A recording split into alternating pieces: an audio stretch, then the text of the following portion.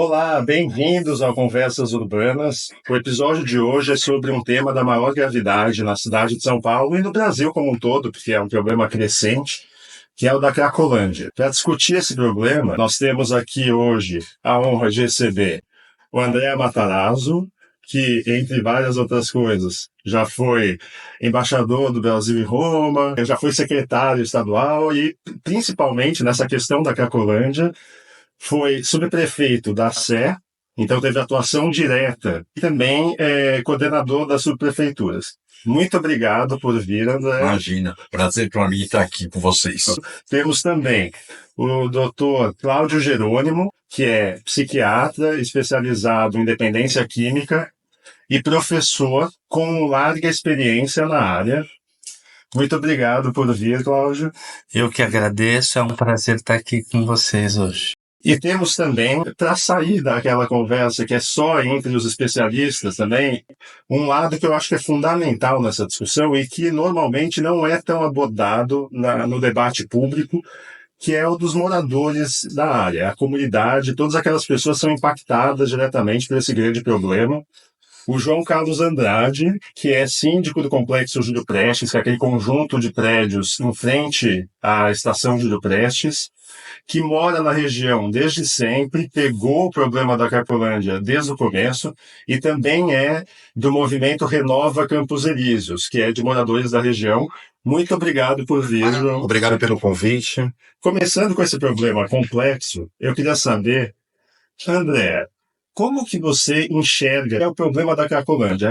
Qual é a questão central lá? Como caracterizar o problema da Cracolândia? Eu acho que tem que separar como ele é de fato. Primeiro, uma questão de saúde pública, que é nítido, a questão da dependência química. Segundo, uma questão policial, que é a questão do tráfico de drogas e a distribuição de drogas na cidade. E terceiro, como uma questão urbana, é uma região da cidade que tem que ser tratada e os seus moradores têm que ter a mesma consideração e respeito que tem todos os moradores da cidade. E quarto, uma questão de comércio, porque é uma região importantíssima do comércio da cidade, onde está o Bom Retiro e Santa Efigênia, portanto, dois polos comerciais muito importantes e relevantes e que, portanto, merecem atenção especial. São, inclusive, regiões turísticas, né, que recebem pessoas... Sem falar a região turística, é um polo cultural importantíssimo, com a Pinacoteca do Estado, com o Museu da Língua Portuguesa, a Sala São Paulo, enfim, a Rua do Chorinho, enfim, uma série de outras coisas que para as administrações públicas recentes é como se não existissem e foram completamente abandonadas. Sim. E você, doutor Cláudio, como que você enxerga e resumiria essa questão da Cracolândia? Olha, primeiro eu acho que é um grande desafio, né, em políticas públicas, em tratamento, né, porque se trata de uma questão extremamente complexa, e a gente precisa, assim, de muitas ações, né? Assim, de um menu de ações para poder resolver aquilo, né? Então, além do impacto que o André falou, né? André falou para a saúde pública e etc., né? Eu gostaria de destacar esse desafio, né? Que tem sido lidar com aquilo. E você, João, que mora ali na região, é diretamente impactado por isso, como que você enxerga esse problema da Cracolândia? O que significa para você esse problema? A Cracolândia é um problema que ele vem sendo cultivado há mais de 30 anos, né? Começou lá com os saquinhos de leite seco com cola de sapateiro. A sociedade em si e o poder público foi deixando, se tornou o que já é hoje, apesar de mitigado, hoje já é feito um trabalho de mitigação em relação ao problema, apesar de não ter sido solucionado. E ele vem sendo tratado o quê? Porque as pessoas que estão ali, elas estão doentes. Só que ninguém trata doente na rua, né? O poder público, que no caso aí mais o judiciário, ele impede muitas vezes as ações do executivo, do legislativo, que tomem as ações. Então, muitas vezes a gente vê muito desperdício de dinheiro, tá? Muitas ONGs recebendo muito dinheiro, enquanto isso as pessoas são roubadas no ponto de ônibus, né? Muitas pessoas violentadas, crimes, Enquanto isso, a gente vê só o desespero das pessoas. Isso que você mencionou das pessoas que sofrem com a violência lá, tem coisas que só quem mora na região sabe, e aí eu vou querer explorar esse lado melhor depois. Eu posso fazer um comentário? Claro. Porque essa coisa do judiciário, na minha época, diria que era um pouco mais complicado, com relação a internações compulsórias, etc. Eu não vejo hoje nenhum problema nesse sentido. Para mim, culpar Ministério Público, Judiciário, etc., é desculpa do Executivo que não quer fazer as coisas que deveriam fazer, porque não é um trabalho agradável para o Executivo. O que precisa é pensar naquela população e não na próxima eleição. Não dá para chegar toda hora lá com bravatas, a Cracolândia vai acabar, porque não é assim.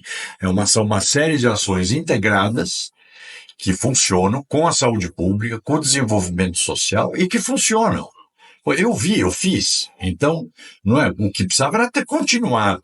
Então, são ações policiais de um lado, ações da prefeitura, por exemplo, todos os bares que são pontos de distribuição de drogas. Eles não têm licença de funcionamento. Por que não fecha? Tem que fechar. Simplesmente vai lá e fecha. Os hotéis, que não são hotéis, usados pelo tráfico. Eu me lembro, na época, eu fui muito criticado, porque como o lacre de papel o pessoal tirava, eu emparedava. Então aí falaram que eu era truculento. Não era truculento, é para ficar fechado, não é para abrir. Tanto faz se eu ponho o lacre de papel ou de cimento. Se não é eficiente o lacre de papel. Não é para mexer. Então, agora, claro, isso tinha um custo.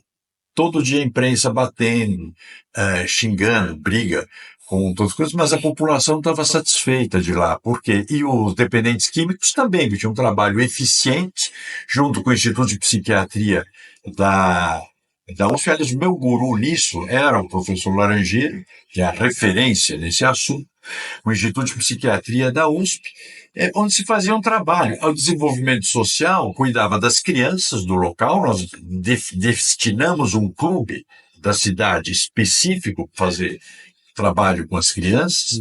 Aí tinha as equipes de limpeza da cidade também, que cuidavam do lugar para não deixar degradar. Eu passava lá todas as madrugadas. Então tinha um saco de lixo na rua, ligava o serviço de limpeza e ficava esperando o caminhão chegar. O serviço de iluminação, nós fazemos fiscalização com a Sabesp, com a Eletropaulo, etc. Onde tivesse roubo ou gato de energia, fechava também. Quer dizer, você tem que dar canseira no traficante e tratar as pessoas, né? E manter a zeladoria da região. Agora, isso, eu nunca tive, poucas vezes tive o Ministério Público me incomodando. Toda vez que explicava as ações, eles estavam de acordo. Agora, era permanentemente, foram 5 anos de ações, uma atrás do outra, permanente, todas as áreas da prefeitura integradas, acompanhadas da saúde e acompanhadas do desenvolvimento social. Então, eu sempre falo, na administração pública, sempre se joga culpas, quando não quer fazer, joga o culpa, ou é assim, o Ministério Público, aí outros assuntos, o Tribunal de Contas, ou a estabilidade do funcionário público. Bom, está na descrição do cargo. Na área pública tem todos esses. Se você não está preparado para enfrentar todas essas credenciais, vai ser gerente de multinacional, vai fazer outra coisa. E outra coisa que eu penso é o seguinte, que ainda que outras instituições possam representar um problema, é necessário, faz parte do político, convencer a população mas também. gente, tem que claro. Transparência, falar claramente com o povo e educar. Como um diretor financeiro de um banco, ele tem que convencer o banco que a empresa dele merece crédito. Ele tem que convencer o cliente que o produto dele é bom. Na área pública, você tem que. É diferente nesse aspecto. Você é um empregado da população, primeiro. Então, você tem que aceitar e ouvir todas as reclamações. Não tem que falar, isso é chato. Não tem chato. Você está lá para isso. Para resolver problemas da sociedade. Então, o que eu falo? Se você não gosta disso, vai fazer outra coisa. E para você resolver os problemas, tem todas a administração pública funciona desse jeito. Você ser eficiente lá é você conseguir ultrapassar e convencer todas essas instâncias das suas soluções. Convencer, liderança é isso. É convencer de ideias das quais você acredita. Mas não é seguir o óbvio. Vendo de fora, eu não atuo diretamente na Cracolândia, mas eu atuo com política urbana. E eu tenho uma coisa que eu admirava muito na gestão de vocês é que havia um maior zelo com a ordem. Era defendida a ordem na cidade. Então, tinha menos, o problema social era menor, ambulantes e tudo, e a Cracolândia, nesse espírito todo, também estava sendo enfrentada. Estava inserido nisso. Eu não quero só me alongar, mas é isso que você falou, que é outra desculpa que sempre dão em São Paulo, uma segurança pública do Estado. Negativo. É diretamente ligado à prefeitura, porque ordem urbana é sinônimo de segurança. Onde você tem desordem urbana, onde você tem sujeira, iluminação baixa, vai ter criminalidade. Então, isso é vital. A prefeitura tem um papel determinante na questão de segurança. Mas, posto isso, eu tenho a impressão que até pelo relaxamento que houve em todo esse período e tudo, o crime organizado cresceu muito no Brasil nesse período. Então, a sensação que eu tenho é que o problema também mudou de escala em relação àquela época. Sem dúvida. E aí, hoje, por exemplo, a questão de internação involuntária. Como é que está funcionando isso hoje em dia, doutor? Olha, pegando o gancho aqui, né, no que o André Matarazzo está falando, né, eu acho que também tem saídas, né, prontas, assim, né? Você tem lei, inclusive, que permite fazer as coisas. A questão é o custo disso. É o custo político de fazer isso e é o custo social, enfim, o custo pessoal, né? Às vezes até de fazer isso. Porque nós temos duas leis. A Lei 10.216 e a Lei mais recentemente, 13.840, ela permite internação voluntária. Eu faço no meu consultório involuntário. Eu faço no meu consultório, né, internação involuntária normalmente, né? Quer dizer, a lei me permite isso. Exatamente. O senhor concorda que a grande maioria das internações são a pedido da família e a pedido do próprio dependente? Sem dúvida. Mas existe um núcleo na Cracolândia que precisaria internação e que pode ser feita. Pode ser feita. Exato. Né? Pode ser feita. Mas não é a grande maioria. É 30%. Na verdade, o número é 30% que a gente chama de núcleo duro. Né? Assim, as outras pessoas, elas pedem para ir para tratamento, elas querem se tratar. Ao contrário do que se imagina, né, que elas não querem e etc. Não, elas procuram os serviços, etc. Às vezes, os serviços não estão preparados para recebê-las e mantê-las em tratamento. Então, vou fazer de novo, desculpa, sempre um parênteses, porque fica quicando a bola na coisa, em assuntos que eu sou, assim, por ter vivido muito a cidade, gostado da cidade, sou, assim, saúde pública não dá atenção devida à saúde mental e dependência química. Não se trata isso com a seriedade que precisaria, porque é um drama isso. Principalmente para quem não pode pagar analista, não pode pagar psiquiatra, etc. A saúde pública tinha que se empenhar, e não é só em São Paulo, isso eu acho que é em termos nacionais, pós-pandemia, com todos os problemas que as pessoas têm. Poxa, dependência química e saúde mental são duas coisas que têm que estar, são das top 3, vamos dizer, das preocupações da saúde pública. Especialmente agora, né, assim, nos tempos atuais, né. Agora, realmente, né, assim, isso não é feito, né, e poderia ser feito. E aí fica 2 pesos e 2 medidas, né? Porque assim, quem tem dinheiro para pagar, quem vai lá no consultório e etc., ele tem acesso à internação involuntária.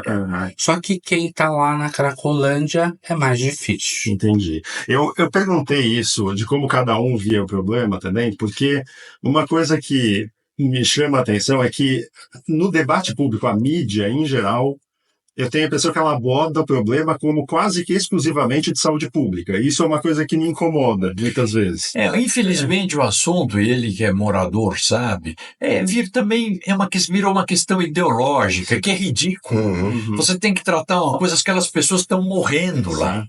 É um negócio de humanidade. Tratar essa questão social de São Paulo, essa questão de saúde e a questão social da cidade. As pessoas estão largadas à própria sorte. Isso não existe. Na questão, nós abrimos um universo, porque tratar de Cracolândia, eu acredito que a gente está tratando de sociedade, Claro. né? A gente está tratando de sociedade como um todo. Casualmente, a Cracolândia concentra. Lá há uma concentração. Ali eu acho que tem a ferida aberta, né? Mas a gente está falando de sociedade de comportamento e muitas coisas. Mas eu posso falar para vocês o que eu vejo da minha janela, o que eu convivo quando eu vou na padaria, o que eu espero quando quando meu filho está voltando para a escola, ou minha esposa está voltando no trabalho, o que eu escuto e vejo dos meus vizinhos. Então, assim, só quem teve uma Cracolândia próximo da sua janela escutou os barulhos, as violências, os dramas, né? E tem esse sentimento, esperar seu filho chegar da escola, não sabe se chega hoje, se não chega, que hora que chega. O que acontece? A gente está falando do judiciário, né? Ontem teve um lançamento, obrigado pelo Supremo, né? Emitiu uma ordem e pedindo, né? Fazendo que seja feita uma política para tratar da questão. Vários policiais, inclusive existem policiais morando no condomínio, já tomaram multa, já foram multados, alguns processos por ter tomado alguma ação com relação aos usuários, os GCMs também. Então, muitas vezes as pessoas não entendem que o problema ele vem muito atrás. Como foi dito também, virou uma política. Existem partidos, existem pessoas que eles tratam a Cracolândia como a seca no Nordeste. A seca no Nordeste é Cracolândia em São Paulo. Uma palavra. Então é esse que é usado. E a gente nós estávamos aqui, foi citado para a saúde mental, né? A gente fala assim, internação compulsória ou internação obrigatória, o que for. Vai ser descontaminado e depois jogado na rua. Para quê? Para voltar de novo para a Cracolândia. Não é feito um trabalho contínuo de tratamento e solução da vida daquela pessoa. E eu falo até mais, muitas pessoas, pelo que nós percebemos na rua, elas já vêm com problemas, fragilidades mentais, algum problema de saúde, né, voltado à mente, e ela acaba caindo na Cracolândia. Então, assim, deveria ser feito um trabalho até anterior. Se nas escolas, na mídia, eu não vejo uma... No fundo, tinha que tentar evitar que a pessoa acabasse na rua. Prevenção. Primeiro na rua. Sempre é o primeiro. Mas segundo, não deixar na rua, porque ficando na rua, como estão hoje, largadas a própria sorte, depois de um ano, ele vai ou para droga, ou para o crime, ou para os dois. Isso, até porque a e fica doente mental, né? Porque assim, a grande maioria dos moradores de ruas tem alguma doença transtorno mental. Mas assim, só pegando um gancho no que você falou, né? Assim, para isso também tem soluções e tem modelos. Por exemplo, a unidade de recomeço Silvestre, que é sua vizinha lá, né? Ela tem uma moradia monitorada, né, para pessoas no final da recuperação, né? Então, elas são pessoas que foram internadas, desintoxicaram, elas passaram por uma comunidade terapêutica adequada, né? Porque tem algumas a gente sabe que não é adequada, mas nas credenciadas e adequadas, e depois elas saíram da comunidade terapêutica, foram para uma moradia monitorada, onde elas têm ali um espaço de 6 meses a 1 ano para se recolocar, né? E muitas delas saem... Aonde é a moradia? Na Rua Helvética. Isso que eu ia perguntar. 55. A minha pergunta é assim, não seria melhor fazer levar para outro lugar? Exato. Exatamente. Veja, eu não posso responder pela decisão do governo. Mas tecnicamente, eu achei que seria um grande desafio, que o resultado ia ser muito ruim. Claro, né? Você só é meio como tratar o alcoólatra dentro do bar. Exato.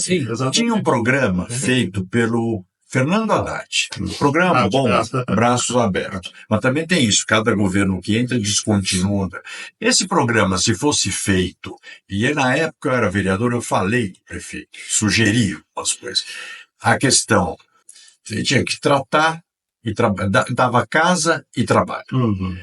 Mas dava um caso de trabalho lá. Ali. Não existe fazer isso. Ali Você tem que mas tirar. olha, mas- braços mas- abertos foi abraços abertos para o tráfico. Então, Porque você financiou, você deu dinheiro para que as pessoas comprassem droga. Podiam ter feito isso. Primeiro, uma obrigação de tratamento que não tinha, mas o programa não era ruim, ele estava no lugar errado, aplicado. Problemas de desenho de aplicação. Porque assim, o resultado que a gente tem da moradia foi surpreendente, né? Assim, a gente, por exemplo, 60% das pessoas terminam um programa, quer dizer que a gente, e 30% dão um passo atrás, quer dizer, eles recaem, mas eles continuam no programa, né? Que a gente perde mesmo, assim, em torno de 5% daqueles que pegam as suas coisas, ou nem pegam suas coisas, vão embora, recaem, etc. Mas ou seja, esse é um modelo, né, que foi feito, que não é uma política pública. Ele é um serviço único, mas que poderia ser aperfeiçoado. Aperfeiçoado. E por exemplo, colocado em outro lugar, por em exemplo. São Paulo, você não pode concentrar coisas num lugar só. Sim. Você destrói o lugar. Você quer ver os Claro. erros que estão fazendo? Tem essas containers, casinhas, Sim, não sei sim. como é que chama. Sim. Todo o programa é ineficiente, mas tem um nome bonito. Vila Recompensa. É isso, né? É um novo núcleo de uma favela no lugar. Sim. Você não pode fazer Tem que isso. pulverizar. Por as exemplo, coisas. por que não aproveitar? Você tem uma população de rua, metade dela sã, tá certo? Metade é sã, tá, em função do desemprego, da Sim, pandemia. a população de rua. A pandemia fechou milhares de pequenas pensões, hotéis, que são pulverizados pela cidade. Faz aluguel social, Sim, bota claro, essas pessoas claro, para claro. dentro, Sim. nessas pequenas pensões que são pulverizadas, você não vai aglomerar nada, você vai devolver a pessoa passa a ter o endereço, isso para ela se recolocar do trabalho é fundamental. Eu me lembro na prefeitura, eu via quando ele põe no currículo dele que é albergue, é horrível. Então, tem várias soluções. E ele falou uma coisa importante, que tem ONGs sérias e tem ONGs não sérias, que eu chamava os gigolôs da miséria. Claro, porque claro. tem gente que vive disso, né, exato. da exploração Infelizmente. desta tragédia humana. Eu sempre falo. Podiam me xingar, falar o que queria, mas eu sempre falo, eu sou pago para resolver o problema das pessoas. E as pessoas, elas estão esperando o morador de rua, o dependente químico, eles estão esperando uma solução. E a região do Bom Retiro não pode ficar refém dos traficantes. Não existe isso. Então, você precisa agir. O poder público tem esta obrigação. E aí eu queria tirar uma dúvida com vocês, que o André mencionou que da população de rua, só para deixar claro, da população de rua, não estava falando da Cracolândia, no caso, dos usuários de droga, que da população de rua, metade é sã, digamos assim. É incorreto dizer que quem está vivendo na Cracolândia, ali mergulhado, ou é doente ou é bandido? Porque tem o tráfico ali misturado nas barracas e Posso tudo. dizer, Olha, o traficante lá, ele vai falar com mais... Minha experiência. Eram pouquíssimos. É o cara que vai lá entregar pedra, não quer ficar naquilo lá. Lá para exatamente nessa direção que eu queria também ir, né? Porque assim, é muito difícil diferenciar, né, o pequeno traficante do usuário. Né? Porque o usuário também faz pequenos tráficos. De distribuição. Ele revende, né? E assim, o tráfico é tão intenso, né? Que às vezes eles vendem depois de fumar a pedra, né? Eles vendem o refúgio, o bagaço. do refúgio, que eu esqueci agora o nome, que fica no cachimbo. Então, assim, com qualquer é uma dinheiro você consegue comprar.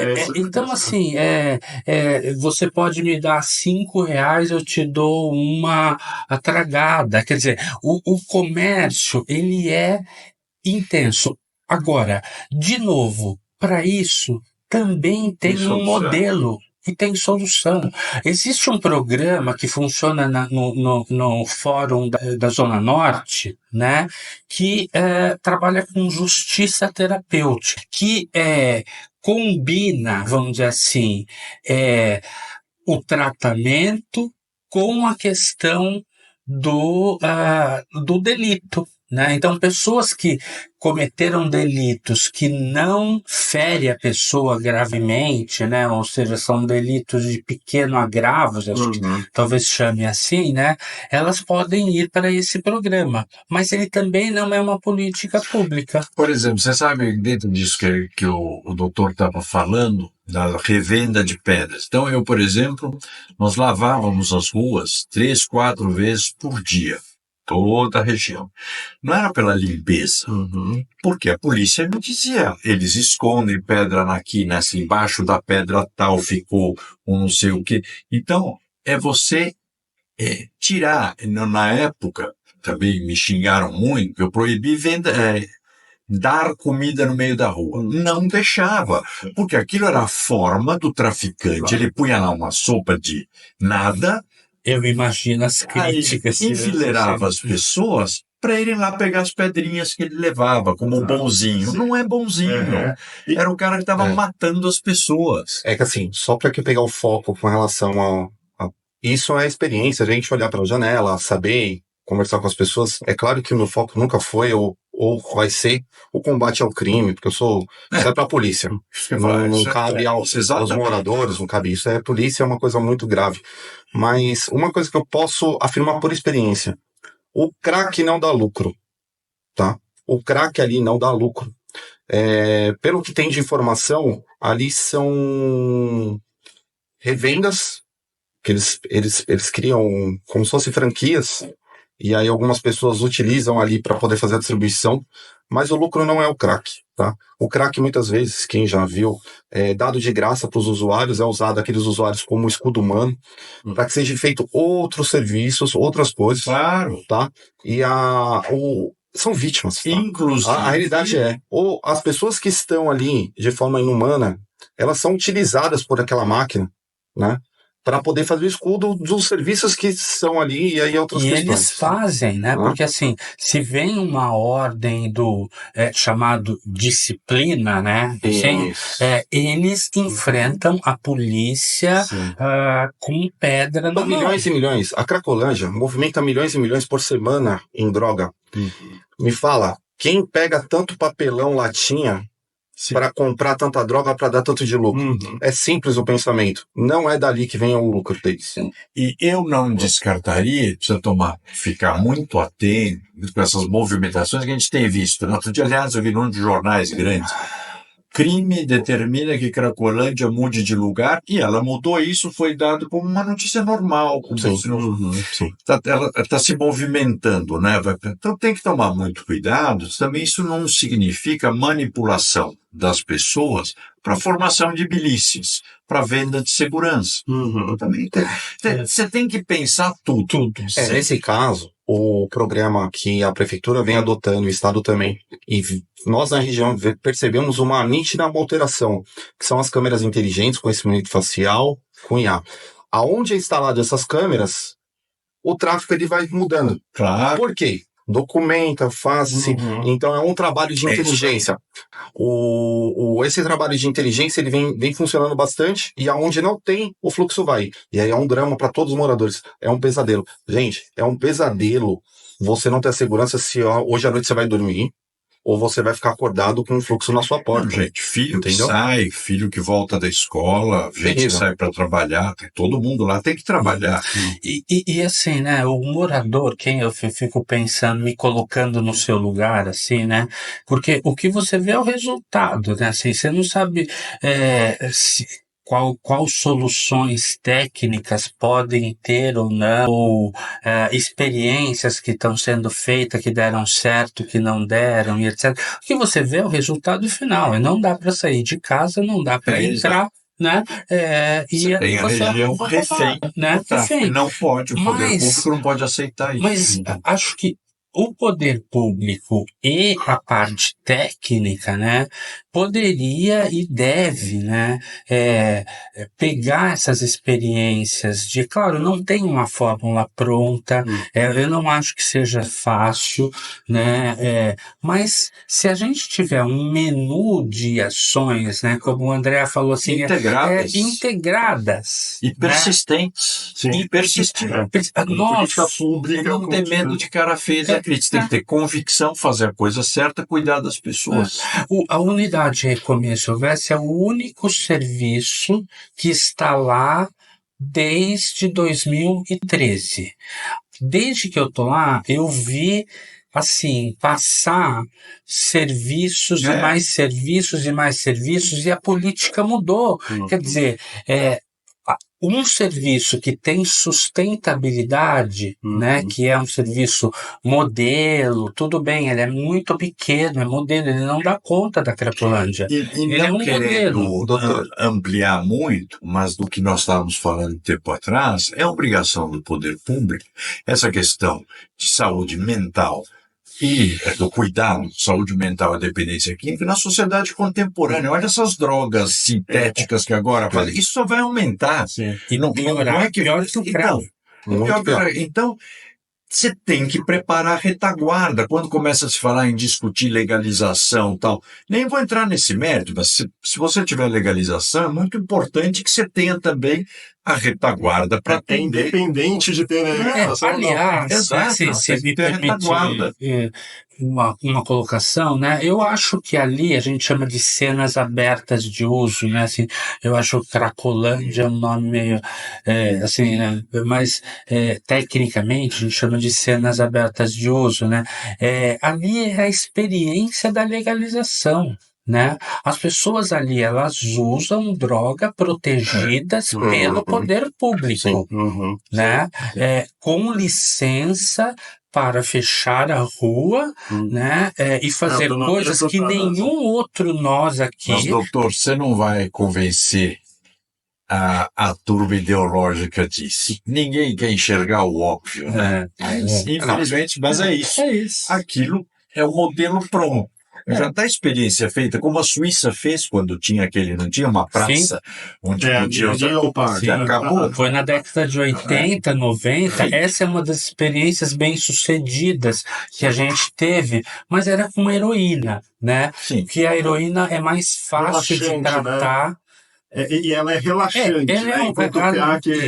Além de ser uma droga diferente, né, com ação diferente, com um perfil de problema diferente, o tratamento da heroína é bem mais fácil, porque você tem, por exemplo, metadona, que trata a síndrome de abstinência de heroína, né?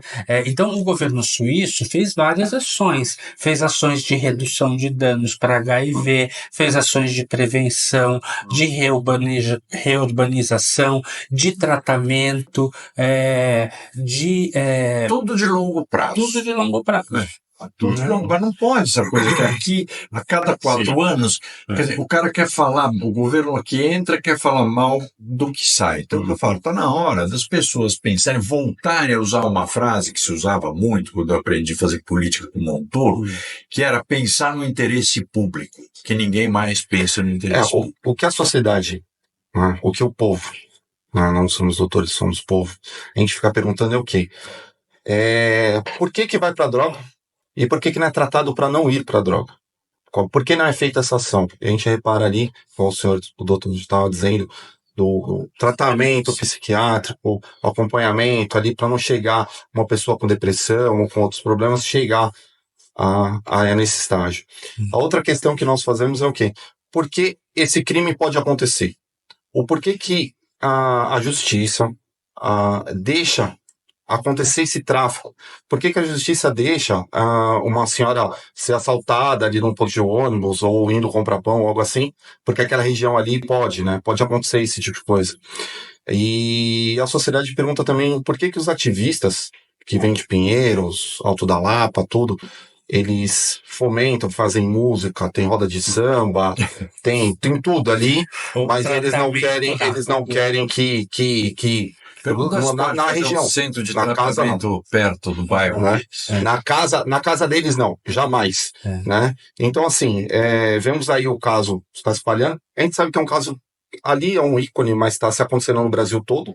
Né? E um dia Mas eu posso te falar, a gente não pode ter, porque eu vi experiência própria. Hoje está mais grave.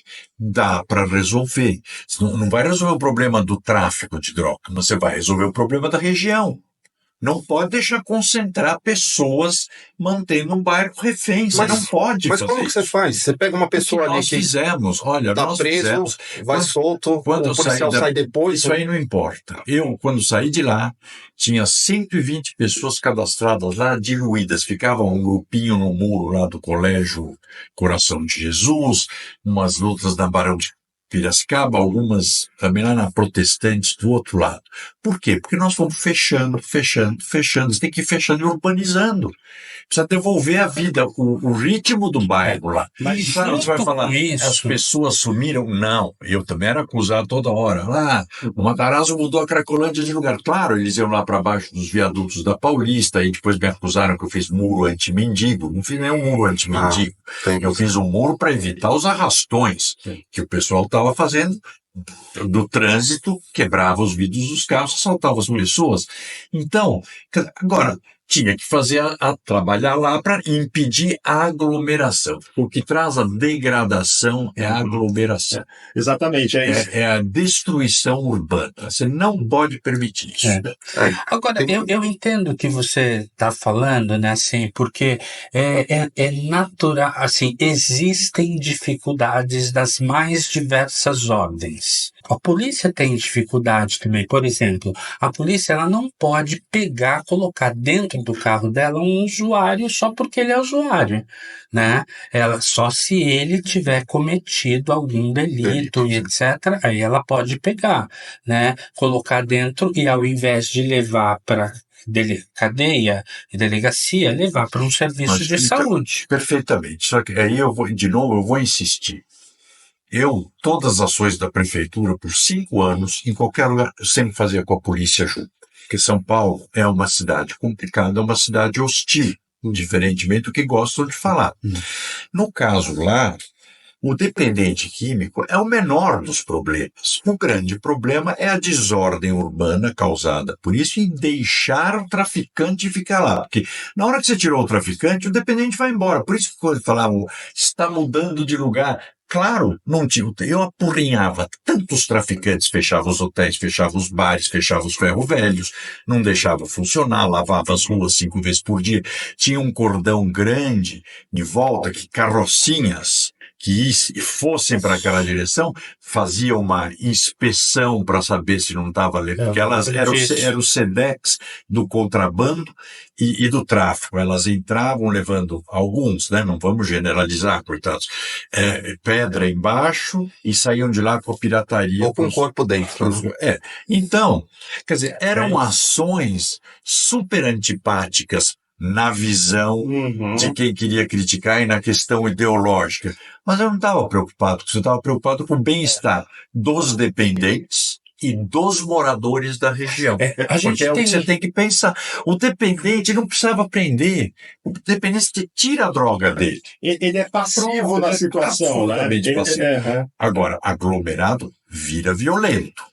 Porque aí é um monte de gente, tem aquele efeito de 100 pessoas se sentem poderosas. E sob ainda o efeito das drogas. Tira o traficante de lá, atrapalha a vida dele, você vai ver como somem as pessoas de lá. Mas aí eu queria falar 2 coisas, que para mim o termo Cracolândia eu acho correto, no final das contas, porque pela questão espacial, lá se tornou uma região na qual é um intensivão do uso de drogas. Mas eu vou te dizer, desculpa, estou te interrompendo, porque eu tenho um horário que eu vou sair. Claro.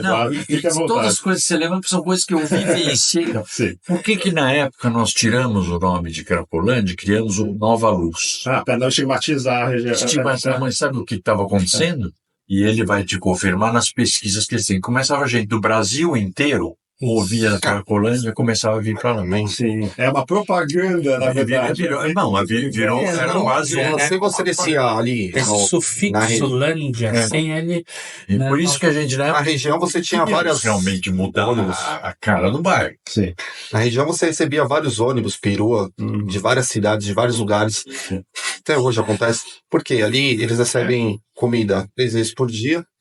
Eles têm, É, alguns casos, você eles dá recebem essas- pensões e auxílios. Tem colchão, tem coberta. Tem Nós todo, aprendemos tem com todo os esse outros gasto, municípios que mandavam... tem todo esse gasto na rua. Olha, eu só queria, assim, lembrar uma coisa que a gente faz, ele lembrou de uma pesquisa, né, que a gente faz na Unifesp, que chama Lecuca, né? O Lecuca, ele é um censo, vamos dizer assim, das cenas abertas de uso, né? Partiu de 1000, eu não lembro agora, mas assim, era em torno de 1800, 1600 para 600 Usuários, participantes. Tá. na época do Andrés Matarazzo, né? E depois esse número foi aumentando, e a última que a gente fez, que foi antes dessa modificação, que eles mudaram de lugar, já estava de novo em torno de 1.200 no pior horário, que é o horário da noite. Né? Então, você precisa ter uma ação policial, mas paralelamente você precisa ter uma ação de saúde muito, muito bem afinada. De zeladoria, de fiscalização. O conjunto. Era 24 horas por dia, eu me lembro, eu tinha o meu gerente de limpeza, chamava Henrique. Então, todo dia, olha, em 5 anos, se eu deixei de passar lá 5, 6 dias, foi muito. Ia qualquer lugar que eu ia à noite, voltava, passava. Então, Henrique, aqui, saco de lixo da Barão de Piracicaba com Elvés. Pode deixar, secretário, vou mandar o caminhão. Ótimo, Henrique, pode mandar que assim que ele chegar aqui eu te aviso. Porque eu ficava esperando. Senão não ia. Mas até hoje, né? Hoje, caminhões e caminhões. É incrível. Tem a rua onde fica o fluxo. É incrível. Tá limpa. Chega o fluxo. 3, 4 horas depois. Eles saem, caminhões de entulho, tudo. Mas aí eu fico me perguntando, por que não foi feito um porque o lixo do centro é muito rico. Então ele acontece, por que não é feito uma reciclagem, um trabalho de reciclagem, tem um projeto, chama-se Carroça do Futuro. Eles pegam usuários que estão em tratamento, que já passaram por todo esse processo, e eles colocam para fazer. Então assim, precisa se dar a finalidade pro que causa o problema. Porque o que vejo hoje é pagar fogo, gastar dinheiro. Eu penso de vez em quando, quantos milhões, bilhões já foram gastos, que poderia muitas vezes pegar uma comunidade ali, que tá aquele menino, aquela família num perigo, e podia ser gasto lá, esse dinheiro. Porque hoje ficar jogando dinheiro fora. Hoje é jogar dinheiro fora. Ou pegar projetos, como o doutor tá dizendo aqui, um projeto contínuo de tratamento mais aprofundado e dar... Porque é uma solução. E não hoje eu concordo com você que são iniciativas boas, né, mas pulverizadas, né, que não são pequenininhas, que não são uma política pública integrada, né, com todos os envolvidos, que é segurança pública, que é... Toda ajuda é bem-vinda, mas essa questão é uma questão pública, e quem tem que resolver é a área pública, o poder público com políticas públicas de longo prazo, abrangentes, e vontade de trabalhar sem ter medo de ser criticado por isso, por aquilo, sem ficar fazendo média. Que eu sempre brinco, o morador de rua, ele não quer piedade, ele quer solução. Ele quer um bonzinho lá falando com ele quer alguém que resolva o problema dele. Ele quer sair da rua. E eu acho que é importante também ter consensos mínimos na sociedade, né? Porque, por exemplo, questão de assistencialismo àquelas pessoas, de ficar dando sopa e tal. Além do que o André mencionou, que às vezes a distribuição de sopa já era um mecanismo de distribuição da própria droga, mesmo que não fosse, não pode ser confortável para aquelas pessoas ficar ali naquele intensivão da droga. Posso te falar uma coisa engraçada dessa época? Eu proibi a distribuição de comida no meio da rua. Não, mas você pode alugar uma garagem, a prefeitura até pode alugar uma garagem, se faz lá dentro. Nada na rua. Não queria. Né? Então, Olha, mas não é para nada ser na rua. na E a rua pessoa tem que funciona. comer sentada num lugar abrigado, tem que saber o que as pessoas estão levando para comer. Trazer Não é assim. civilidade, trazer um pouco de Claro. limpeza. Isso. As pessoas que estão lá são pessoas. Elas têm que ser Claro. resgatadas. Isso. Elas têm que ser Isso. salvas. O que é feito hoje é o quê? É o fomento da desgraça. As pessoas Isso, mano. trazem Boa definição. meios para que aquela pessoa fique naquela situação. E o que nós, como sociedade, pelo menos, queremos o quê? O resgate dessas pessoas. Tragam de volta essas pessoas para a sociedade. Lembro que nessa época também caiu o céu em cima de mim, que eu tinha uma ONG que chamava-se Edley. Até falo o nome, não tem problema nenhum. A Edley distribuía na região, falava que fazia redução de danos. Redução de danos a gente faz com adulto, né? Mas ela distribui, inclusive, para as crianças. Era uma caixinha, parecia uma caixinha de óculos francesa, e dentro vinha espelho, seringa, agulha, manteiga de cacau. E ela distribuía, eles faziam fila para as crianças, o kit de redução de danos. Ele não vai fazer isso. Não existe fazer isso.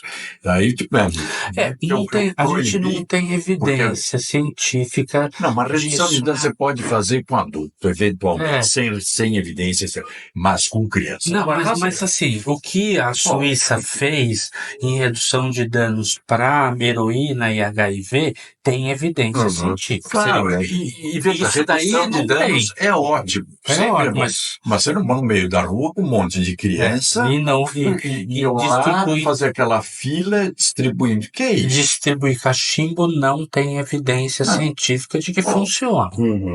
Tinha um cachimbinho metálico também. Não, eu cheguei ao absurdo de participar de uma reunião onde me chamaram para uma reunião para participar, para discutir qual era o melhor cachimbo. Tinha cachimbo de vidro, de não sei o quê, porque o vidro não tinha metal, sei lá o quê. Porque queima, tem coisa de queimar a boca, Enfim, né? é uma coisa assim, né, que é surreal, né, que eu fiquei assim, lá, Eu nem acho que seja má fé. O que eu acho que é falta de informação, as E de pessoas acham que coordenação. querem ser bonzinhos e tal. E a ação pública é pública. E você precisa ter regras, você precisa ter uma coisa tem que ter organizada. coordenação. Claro, e evidência científica quando se trata de saúde. E quando nós, o povo, olhamos uma situação dessa, olhamos o dinheiro que é gasto, que podia estar numa escola, podia estar numa creche, poderia estar numa UBS, que muitas vezes está faltando, e a gente olha da janela, que a gente não conseguia nem dormir, e o nosso dinheiro sendo gasto com isso. É absurdo. A sociedade está a ponto de, é o que eu falo, eu sinto isso, a ponto de romper. Porque a gente não sente que estão sendo escutados. Tem muita artista, tem muita ONG, tem muita coisa, mas o povo não é escutado. Eu sempre digo, São Paulo, uma cidade de 12 milhões de habitantes, não adianta você achar que vai fazer um programa para São Paulo inteiro. Cada bairro tem isso. E eu aprendi, né? Você aprende também, apanhando e tal. Cidade, você tem que ouvir. Quem mora e quem trabalha no lugar é que sabe quais são os problemas e as prioridades do lugar. Então você tem que ouvir a sociedade, porque acompanha o comerciante lá, acompanha ele, vê da janela. Com aquela informação, você vai montando. Depois você pega as evidências científicas, também tem que usar. No caso, a polícia, o trabalho policial é de retaguarda. O trabalho grande lá é prefeitura e saúde. Prefeitura, que eu digo, zeladoria, fiscalização, a polícia, retaguarda e inteligência. Isso que você falou. E nisso que você falou são os pontos. De a sociedade romper, é o que, bem ou mal, está começando a acontecer no Rio agora, dessa questão que a gente viu de Copacabana esses tempos. Que é um problema grande do Brasil. Né? E eu faço uma comparação. A sociedade, uma hora, cansa. Sim. Isso aconteceu na Itália, quando depois que me lembro, mataram o juiz Falcone, depois que pegou 300 metros de estrada, a bomba no carro, o cara arrancou, pra você ter uma ideia. Depois mataram aquele juiz Borsalino, que foi visitar a mãe e explodiram o Fiat dele na porta da casa da mãe. A sociedade lá deu um basta. Resolveram depois para brigar. Na Colômbia, a elite, que é muito parecida com a daqui, que acha que nada acontece, tem complexo de classe dominante. Não em Portugal. Quando o Pablo Escobar, lembra, matou aqueles juízes do Supremo, acho que 11, ele invadiu o Supremo, matou tudo, e se elegeu deputado, aí o pessoal, opa, agora está exagerando. Aí assinaram um acordo com o DEA, mataram o Pablo Escobar e o tráfico foi para o México, onde está hoje a população quase saturada. Até acontecer alguma coisa no México. Claro, mas porque as pessoas não são idiotas e cansam. E a comparação que eu faço nessa questão de dar comodidade para os usuários ali da Cracolândia é mais ou menos que nem quando alguém assiste aquele programa aqui dos Mortais, que mostra a pessoa que é obesa, mórbida, pesando 300 quilos, morando com familiar, e o familiar continua levando a comida e tal. Lá não pode fazer isso. Está condenando as pessoas à morte. Ele que é morador, ele que é médico. E eu, lá com o meu acompanhado, eu via quantas mães, inclusive de classe média, ficavam lá todos desesperados procurando os filhos. Eu sempre falo, só quem tem independente químico na família sabe a tragédia que é. E a preocupação que é. Então, é isso. Você está fomentando a tragédia do cara. É um horror. É dantesco, né? São cenas dantescas. Agora, você também tem, né, pesquisas e técnica, por exemplo, tem uma técnica chamada de incentivo motivacional, ou de, o nome técnico é manejo de contingência, nome meio feio, eu prefiro chamar de incentivo motivacional, né, que você recompensa a pessoa pelo comportamento que você quer que ela imita, né? Então, claro, você tem que cuidar, você tem que dar, etc., mas você pode exigir alguma coisa em troca, né? E o tratamento pode ser essa exigência. É essencial. Aliás, eu acho que é essencial. Os braços abertos, faltava isso. Faltava isso. Tem que ouvir. Cara, não, você vai se tratar. 3 horas por dia você vai ficar com o médico. Ouvir. Assim, né? Isso a gente fez um aluno nosso de doutorado, né, que fez no AME Psiquiatria da Vila Mariana, e depois ele fez também agora no Unidade Recomeço Silvestre com pessoas da rua, né, que são pessoas mais graves e etc. E funcionou. Né? Então tem artigos publicados sobre isso, né? Mas vai convencer as pessoas de fazer isso. Doutor. Nós fizemos com isso um programa com as crianças, era a doutora Sandra Chivoleto, você deve ter conhecido. Claro, minha colega. Grande especialista em criança e adolescente. Ela fez esse programa onde nós levamos as crianças, falando, as mães adoraram, as mães, antes de a gente começar as ações lá para o clube aqui na Barra Funda, e faziam tratamentos. Foi um programa premiado em Chicago, premiado no mundo inteiro. Por quê? Porque tinha especialistas, tem gente boa que conhece e tal, é só você usar e persistir. Isso, a nossa saudosa Sandra Civoleto, né? Quer dizer, ela trabalhou durante toda a vida dela com crianças em situações vulneráveis, né? Eu fiquei muito impressionado de ver como tem resultado. É incrível. Bom, eu sou um fanático por estudo da saúde mental, porque eu tive, lá atrás, pânico. Eu tinha 25 anos. Me lembro que foi no Valentim Gentil, queria que ele me fizesse eletroencefalograma. Eu falei, estou enlouquecendo. Ele falou, vai fazer uma curva glicêmica? Eu falei, uma curva glicêmica? Ele falou, bom, resumindo a ópera, eu desmaiava também. O desmaio era por causa de glicemia de jejum. Eu toma café da manhã e me deu o tal do anafranil. Em 3 meses, eu nunca mais senti nada. O remédio custava baratíssimo, desse tamanho. Então, você vê, você muda a vida das pessoas. Eu fico imaginando quantas pessoas que não poderiam estar lá no fluxo, porque se tivesse um tratamento... Claro, mínimo. É o que a gente está falando, doutor. Porque o pânico que o doutor conhece, que é nada, né? Mas te impede de você não entra no elevador, e você começa a não entrar mais no carro, não gosta de altura, não sai de casa. Não, você começa a achar que tá louco. Então, isso não é medinho. Então, 2 meses você toma, restabelece, acabou. Então, saúde mental é tudo hoje em dia. No mundo de hoje, no mundo dos WhatsApp, do excesso de informação, Pós-Covid. da via fantasiosa, né? Que todo mundo acha que a vida das pessoas é igual ao da Instagram, só a dela é que tá Não, isso é ruim. outra pandemia, é outro caso para se cuidar bastante. Enfim, solução tem, e muitas. A impressão que eu tenho da questão da Cracolândia, vocês me corrijam se eu estiver enganado, é que assim, começou como um problema que o poder público não dava a devida importância, e a coisa foi escalando de determinada maneira que hoje me parece que o tráfico, a gente sabe que o crime organizado, PCC, etc., cresceu muito, tem muita influência no país.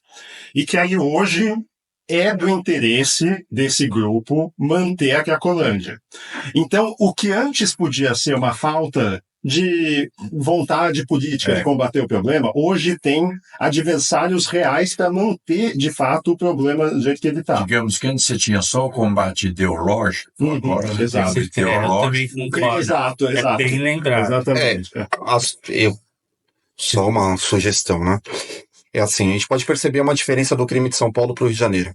Você percebe que o crime do Rio de Janeiro ele confronta, né? Tem confrontos. O crime de São Paulo ele é um crime mais suave por baixo. O que dá para perceber na rua, claro que não tenho base para isso aí eu só precisa saber melhor, é que quem manda no PCC é que manda que fique ali. Eles, por crime, por lógica, se fazer o comparativo por fora, percebe que se dependesse dele não teria tanto foco aí. Eles não estariam ali. Mas pode existir alguma força que é acima dele, que pede que aconteça. De repente seja mais uma ação política, uma ação ideológica ou algo até a mais. Mas aí teria que as forças públicas fazer o estudo. Mas a percepção, se for tirar nesse exemplo, né, perceber até pelo comportamento do crime, parece-me que não é o caso deles querendo ficar lá, não. Parece-me que é um caso mais até de ser mandado ficar lá, né? Porque a impressão, pelas pesquisas que eu faço, tudo, é que, assim, falam 200 milhões de reais movimentados por ano ali. Então...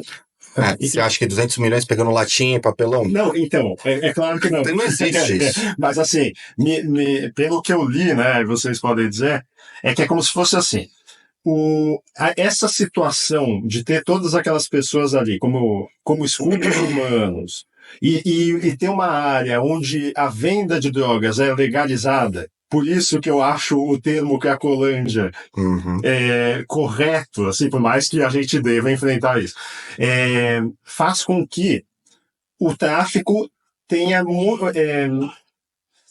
um espaço muito facilitado para a execução do tráfico, de modo que até pessoas de outros lugares sabem para onde ir de maneira fácil para conseguir droga. Ou seja, é como se manter aquelas pessoas naquela situação, se aproveitar da doença delas e tudo, fosse de interesse do crime organizado para suas operações. Como se fosse um grande showroom, um grande centro 24 horas de venda das drogas. Até porque, cá entre nós, hoje a gente sabe que droga também é tudo por delivery, né? Entrega em casa. Não é que você tem que sair para comprar. Então, tem tudo um pouco. O fato, para mim, eu sempre digo, o fato real é que não existe numa cidade como São Paulo você manter um bairro refém dos traficantes, seja lá a motivação que for. Não pode.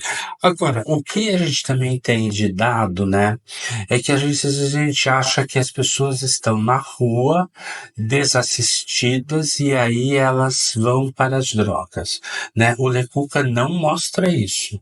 O Lecuca mostra que 75% das pessoas estavam em suas casas antes de irem para a rua e foram para a rua por causa do crack, né? Porque as suas famílias não aguentavam mais e etc. Ou seja, falta também uma ação lá na ponta, lá no bairro, lá na periferia, né? Doutor, até uma dúvida minha, porque assim, muitas vezes a gente escuta eles falando sobre drogas, legalização, você já escutou toda essa conversa.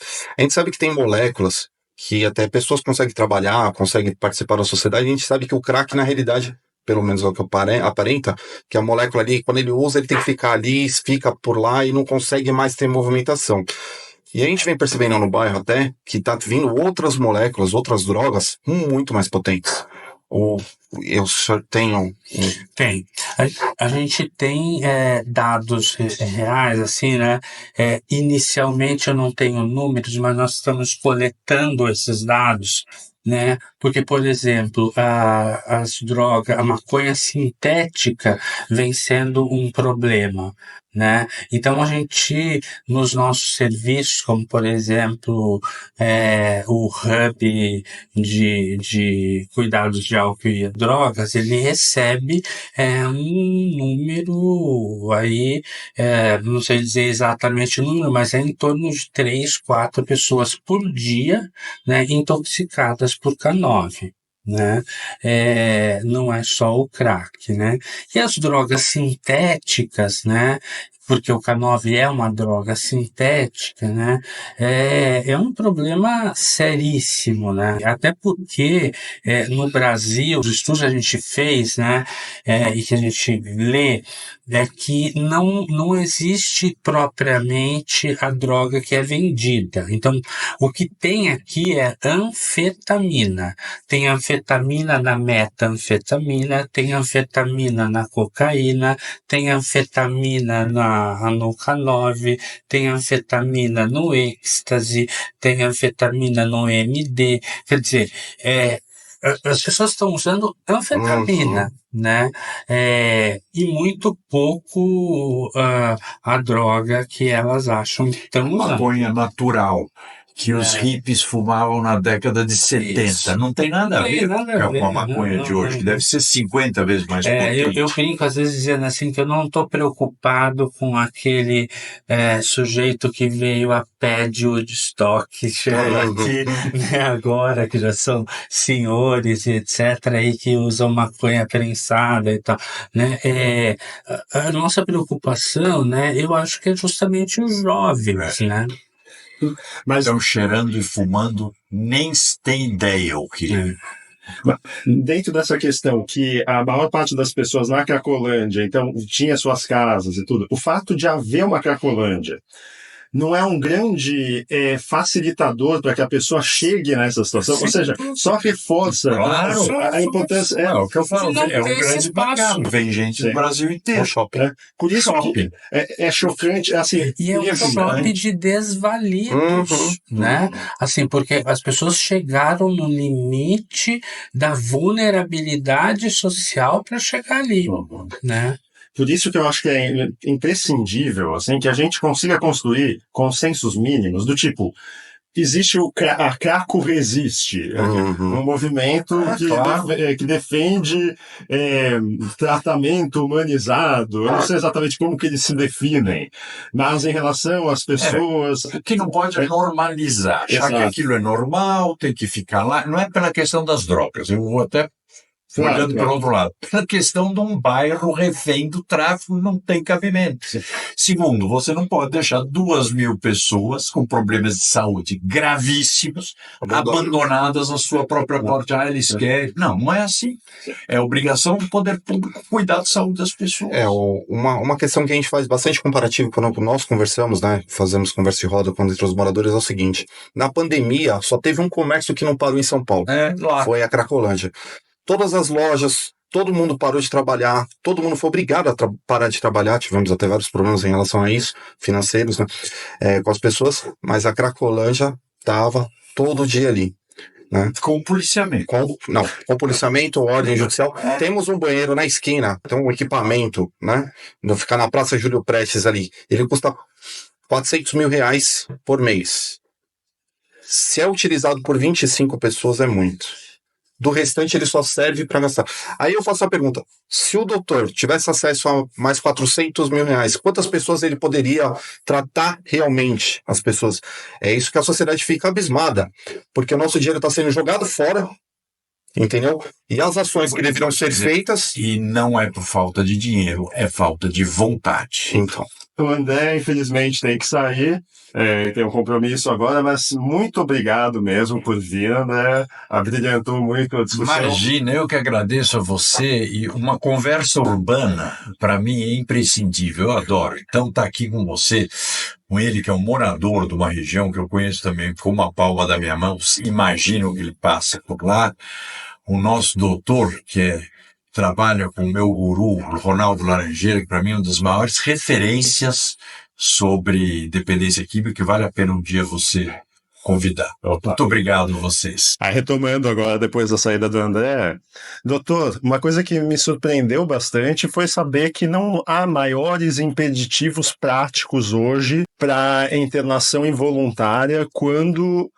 é o caso, quando é necessário. Então, realmente, isso não é mais um problema.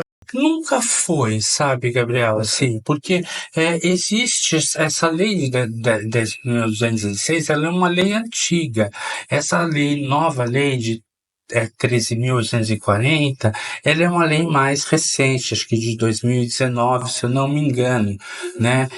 Mas isso deve ser feito no varejo, né? Claro. Avaliando cada caso, né? De maneira individualizada. Quer dizer, não dá para eu ter uma política pública, vamos dizer assim, de internação em massa, né? Eu preciso avaliar caso a caso, né? Você faz uma internação, o médico indica uma internação. Se você tiver alguém da família, né, que você consiga localizar, essa pessoa assina a internação como testemunha e concordando. Se não, um outro profissional de saúde pode assinar como testemunha.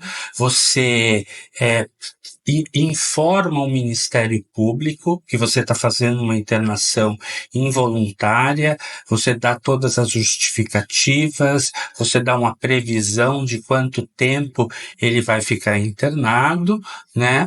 E isso não tem nenhum problema, né? Isso eu faço no consultório particular, fiz ontem uma internação involuntária, né?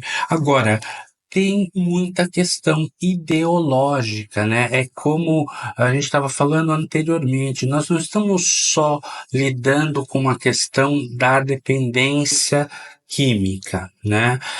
A grande maioria das pessoas ali tem alguma comorbidade também, né? Outro dia, chegando no hospital, o menino estava com um paralelepípedo na mão, olhando para o helicóptero, e ele dizia assim: olha, estão me filmando e eu vou jogar essa pedra lá no helicóptero, para você ver o nível de ajuizamento crítico, de delírio que ele estava. Ele não estava bem, né? Então, essa é uma pessoa, né, que não adianta você fazer uma abordagem e ir lá tentar convencê-lo para internar, né? Ele não vai funcionar, né? Então tem um núcleo ali que precisa de internação involuntária. Não é a maioria, é a minoria, né? Mas dá para fazer, né? A minha dúvida é que, por exemplo, aí você citou que no seu consultório você não tem dificuldade para fazer a internação involuntária. Aí as pessoas chegam normalmente no seu consultório porque elas quiserem. Não, como é que foi? Não. Uhum. Elas não, às vezes elas chegam no consultório, né, trazidas por um familiar, né, muito contrariadas. Ou seja, né? Só chegar no consultório elas já estão contrariadas. Né?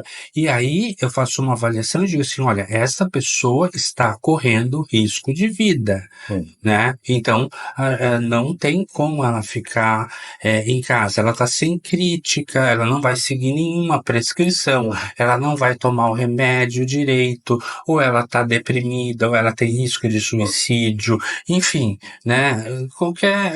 São vários critérios aí que você avalia, né? E você faz a internação involuntária. Às vezes eu vou avaliar a pessoa na casa, porque a pessoa não quer vir ao consultório, né? E aí eu vou à casa, avalio a pessoa e aí tem um resgate especializado que vai lá, busca a pessoa e leva ela para internação voluntária com toda a segurança, técnica, humanização e etc. Não precisa, internação involuntária não precisa ser truculenta, desumanizada, confrontativa e etc.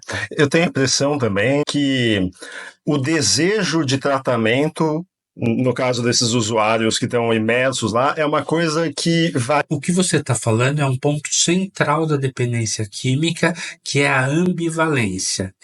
Eu quero, mas não quero ao mesmo tempo, ou ora eu quero, ora eu não quero, né? Conto sempre uma história de um paciente que me abordou na chegada do hospital. Ele me disse assim: doutor, olha, eu quero me voluntariar para trabalhar aí e fazer programas de prevenção, porque eu quero falar para as pessoas que isso não, olha onde eu cheguei, que isso não é vida para ninguém, que crack ninguém deve nem chegar perto disso e etc. Eu disse para ele assim: ótimo, então vamos começar já.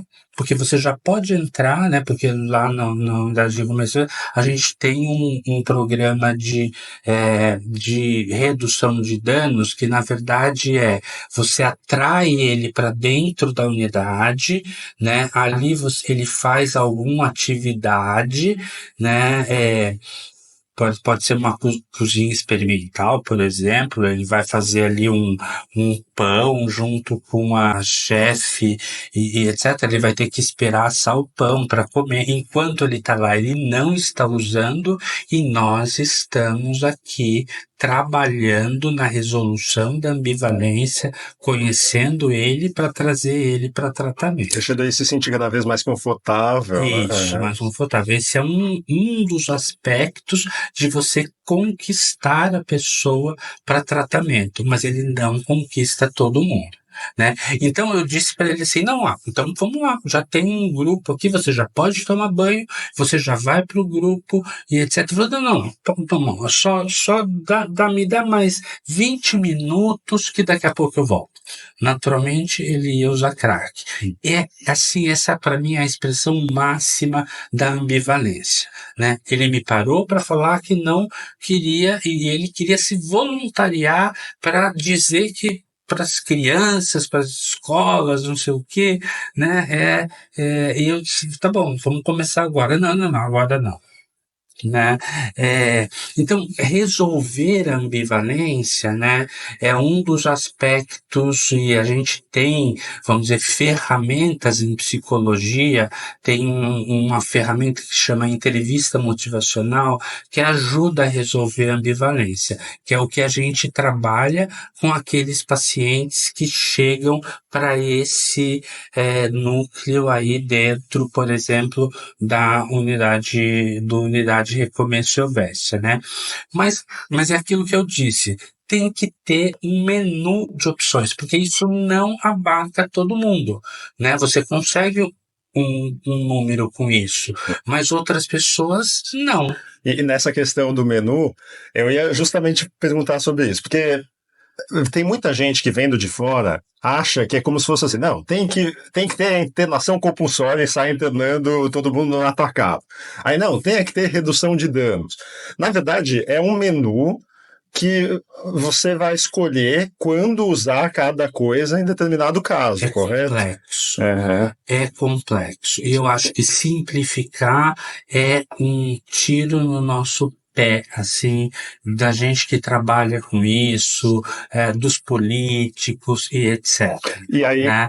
Porque você não vai dar certo, não vai dar para todo mundo, né? Quer dizer, você estabelecer uma regra de internar todo mundo, quer dizer, isso é um absurdo completo, né? Assim, tem gente que você pode fazer outras coisas, né? Assim, tem paciente que a gente consegue chamar a família, resgatar, levar para casa, fazer um esquema em casa.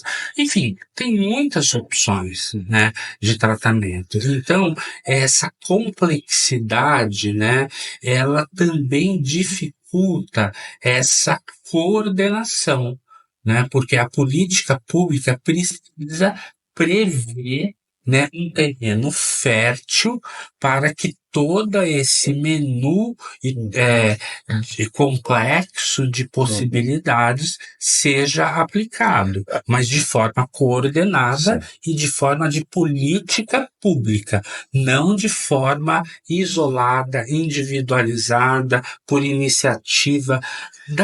As pessoas fazem da maior boa vontade. Eu tenho uma dúvida que é a seguinte: dentro da psiquiatria, há muita divergência, há correntes diferentes de entendimento. Há correntes diferentes de entendimento, né? E há correntes que defendem, né, a redução de danos como a única forma de tratamento, né? Eu particularmente não acho que esse seja o caminho, né? Até porque uma coisa é fazer redução de danos de heroína.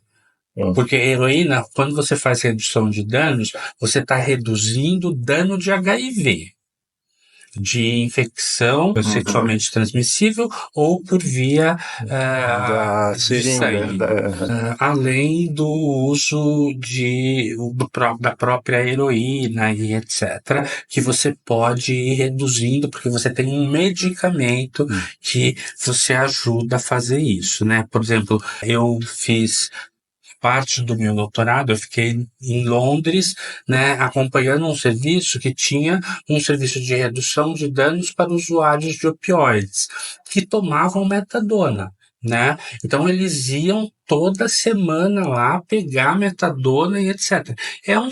Isso é uma redução de danos. Eu tirei a heroína, dei um outro medicamento que tem uma ação semelhante, né? Mas que eu tenho controle mínimo. Eu sei o quanto ele está tomando, quanto absorve, quanto tempo fica no organismo, como isso elimina, tem estudo. Tudo direitinho, eu tenho controle. A heroína não tem nenhum controle, né? Com crack a gente não tem isso. Porque não há um substituto para explicar para quem está vendo, não há um substituto a nada que faça isso. Crack é muito controversa e muito difícil, assim, né? O que reduz dano para crack, né? Porque a pessoa, na hora que começa a fumar, ela fuma muito. Então, você diminuir, tentar oferecer espaço para ela usar crack, quer dizer, eu acho isso complicadíssimo. Isso não é reduzir danos. E essa corrente que acha que é só a redução de danos que pode ser feita, ela também tem questão de luta antimanicomial? Tem, e sem dúvida, né, isso é um problema, né, porque de fato a gente viveu, né, esse problema do manicômio no Brasil. Isso foi um problema real, né, assim, tinha manicômios desumanos, etc., fizeram mau uso disso na ditadura militar, fizeram mau uso de eletroconvulsoterapia, que hoje é um padrão ouro no tratamento de depressão resistente, né? E é feito no Albert Einstein, é feito nos melhores hospitais, é feito eletroconvulsoterapia da maneira certa. Então a gente acaba sendo acusado, né, de tentar fazer um retorno ao que existia antes, né? E não é isso que eu defendo. Claro, na unidade Recomeço Silvestre, eu falo dela porque é o que eu mais conheço, né? Mas tem muitos outros exemplos, né? A gente recebeu esse ano, né, o selo de qualidade ONA 2, né, que é qualidade plena. E um dos destaques, né, que a gente teve na avaliação, né, dos avaliadores da ONA foi justamente na humanização, né, no tratamento humanizado, quando você participa o paciente do projeto terapêutico dele, a gente não isola ele da família, né, a gente leva em consideração o que ele fala. Então, por exemplo, tem assembleias, eles falaram pra gente assim, olha, é muito ruim ter visita só no horário de segunda, terça e quinta, porque quem trabalha e etc. Isso é verdade, isso. É mesmo. Então, o que a gente fez? A gente abriu a visita, agora pode visitar a qualquer hora, né? Que a gente vai ter isso lá, tá longe, não sei o quê, vai ter visita online, né? Então, dá para você fazer um trabalho humanizado. Agora, custa caro. A internação psiquiátrica e a saúde mental, de maneira geral, custa caro, porque é basicamente recurso humano, que é o mais caro, né? A gente não tem nenhum equipamento que você compra uma tomografia que custa caríssimo, mas que você tem ela aí para muito tempo, né? Você precisa desse trabalho mais individualizado, né? Mas eu não vejo saída. Ué, se é assim, se é esse o recurso que a gente tem, é isso que nós vamos fazer. Basta usar o dinheiro corretamente, né? Eu acho que o governo atual, né, ele tem feito mais essas possibilidades de tratamento, né?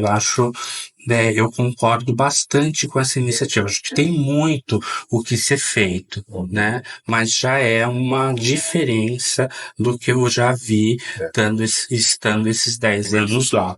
O governo do Estado. Tá. E aí, uma dúvida que me ocorreu é assim, essa corrente que defende que só pode ser feita a redução de danos, e aí você comentou desse passado de crueldade que havia na questão manicomial no Brasil e tal, existe essa mesma corrente no exterior também, de que entende que só redução de danos ou não? Lá a questão é menos ideologizada? Porque menos ideologizada. Tá. Ou seja, é uma jabuticaba brasileira. Menos ideologizada, né? Então, por exemplo, eu não vou dizer que eu conheço todos os lugares, né? Mas pelo menos a Inglaterra, que eu conheço um pouco melhor, para estudar lá e ter contato, isso não é tão ideologizado assim, né? Eu acho que no Canadá também eles são muito fortes em redução de danos, mas lá o problema também não é crack, né? É heroína, né? Mas eles também não dispensam outras formas de tratamento, né? Mas pelo problema que eles têm lá, trabalham um pouco mais com redução de danos do que os Estados Unidos, por exemplo. É interessante porque eu fico pensando, né, que no final das contas, eu acho que grande parte desse problema é pela falta de consensos da sociedade. Sim. Então a gente tem que trabalhar para tentar construir consensos mínimos. E aí o que eu extraio dessa conversa é que, por exemplo, quais consensos mínimos seriam possíveis? Me parece... Começando a respeitar a ciência. Sim, exatamente. O doutor está apontando, acho que a gente tem que começar a respeitar a ciência, a pesquisa, gerar números, sem ter o peso ideológico, político, né, a propaganda, eu acredito que a gente vai avançar bastante. E dar liberdade para os profissionais da área. Eu acho essa sua resposta perfeita. É respeitar a ciência. Nós não estamos falando aqui de uma questão política que a gente vai fazer como se diz, vamos fazer um plebiscito para saber. Exato. Não pode ser isso. Inclusive tem muita gente que adora falar na ciência, ainda mais por causa da pandemia, que a ciência foi defendida, houve muito debate sobre isso e tal. A pessoa adora falar em ciência, mas ela usa a ciência só quando ela bate com as visões dela. Isso. Porque quando em outros assuntos em que ela tem visão divergente, aí ela não defende tanto a ciência, né? Me parece que, por exemplo, acho que todo mundo concorda que o Brasil sofre muito com a polarização e que pensamentos polarizados em relação à questão da Cracolândia, por um lado, a gente tem as que pensam assim, não, são pessoas desassistidas que têm que ser respeitadas, o tratamento humanizado, que eles usam muito esse nome, tem o direito de ficar lá, ou seja, defende esse assistencialismo para a manutenção das pessoas ali, como a gente falou do caso das sopas, etc., e só com redução de dano. Acho que esse seria um extremo.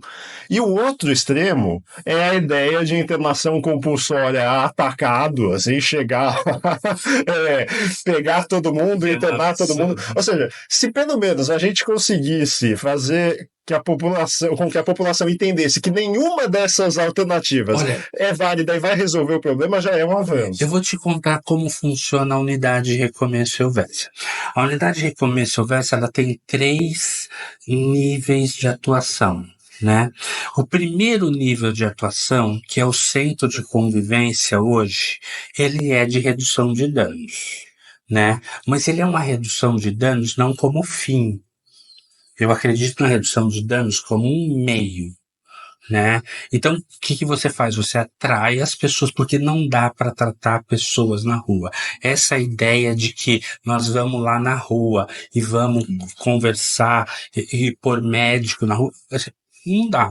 Médico vai para a rua para tratar de emergência médica. Se a pessoa passou mal, infartou, está intoxicada, está em uma overdose, o médico vai lá, né? Mas ele ir lá para fazer uma consulta, isso não existe, não funciona, né? Assim, eu não conheço nenhum trabalho, nenhum país, nenhum artigo que tenha mostrado que isso seja eficaz. E falando na polarização, doutor, com relação à sociedade, aí eu sou morador, acompanho vários. Claro que existem pessoas que até por falta de conhecimento, ou chegaram lá ou não têm conhecimento, vai ser um pouquinho mais extremo. Mas a sociedade em si não é dividida, tá? Posso ser bem sincero. As pessoas que estão lá, as pessoas que passam lá não são divididas assim. O que é dividido assim... É o meio. O que está dividido ali são as pessoas que não conhecem o problema, vão lá tirar foto, coloca no Instagram e fala que deu tudo certo. Na realidade, a sociedade, ela quer o quê? É o que a gente vem conversando. Ciência, tá? Técnica, dados, números e o resgate dessas pessoas. Muitas vezes as pessoas falam assim, tem que internar, mas não é que ela entende que tem que tirar o problema dali. Não. Muitas vezes é salvar, resgatar aquela pessoa, porque é desesperador, né? Quem já passou uma noite escutando o que é um fluxo, as pessoas, mulheres sendo violentadas, homens sendo agredidos, pedindo socorro, tudo, aquilo gera uma sensação de impotência, de uma sociedade destruída, dissolvida, né? Que muda o pensamento de qualquer um. Muitas vezes a gente já falou com várias autoridades ou pessoas que estavam falando sobre o tema e falava assim, passa uma noite, passa assim, fica uns 3, 4 dias, uma janela ali, o senhor vai entender o que é, né? Coloca seu filho para ir para a escola, espera ele, aguarda ele para vir, aí vai entender o problema. Então assim, mas não existe essa polarização, né? O que existe muito é uma propaganda. O que existe muito é um grupo que falam que querem um bem, que falam que vão fazer bonitinho, faz muito bem, mas faz muito mal. É igual nós, como sociedade, queremos que as pessoas tenham comida, tenham roupa, tomem banho. Só que num lugar apropriado, não na rua. Porque na rua não é digno que a pessoa coma na sarjeta, entendeu? É a manutenção da situação que levou um lugar mais insalubre, né? Porque as pessoas defecam ali, elas usam crack ali e elas comem ali, né? Até porque não comem, né, doutor? Muitas vezes elas recebem a marmita, pegam 10, 8, vão vender, tira fome. eles vão vender aquelas marmitas, pegam aquele dinheiro para fumar mais uma pedra. né? Então, só voltando na questão da unidade de recomeço silvestre, depois a gente tem um segundo nível de atuação. Volta, o primeiro nível de atuação É um nível mais que a gente chama de baixa exigência. Né? Para aquele indivíduo que está na rua, que não tá muito ambivalente, que a gente vai chamar ele para dentro, vai oferecer atividades para ele e tentar aí resolver a ambivalência com técnicas adequadas para isso e pessoas treinadas. Tem uma enfermaria de desintoxicação, onde as pessoas são internadas, voluntárias ou involuntariamente, né? Uma enfermaria como outra qualquer. E tem uma moradia monitorada, onde as pessoas podem entrar e sair. E essas pessoas já estão na fase final do tratamento. Elas fazem exames de urina 2, 3 vezes por semana. Não porque a gente quer monitorar, porque isso faz parte do tratamento. Se ela tiver algum problema, a gente precisa intervir rápido. Porque quanto mais cedo a intervenção, né, isso para qualquer doença, né? Qualquer doença, né? Se você tem um problema cardíaco e você demora para procurar, vai ser pior, né? O prognóstico vai ser pior, né? E elas saem de lá empregadas, né? Então a gente tem programa, parceria com o POT, que é o Programa de Auxílio ao Trabalhador, que oferece vagas. A gente tem parceria com grandes redes de fast food que oferece vagas de trabalho, mas também a gente tem aquelas pessoas que eventualmente usaram droga por tanto tempo que elas estão com dano cerebral, né? Elas estão incapacitadas de ir para o mercado de trabalho, mas elas têm direito a um benefício social, por exemplo, né? Então, essas pessoas também a gente vai mas elas estão abstinentes, né? E eles estão sem usar droga e elas ficam ali por 6 meses a 1 ano e depois elas saem, né?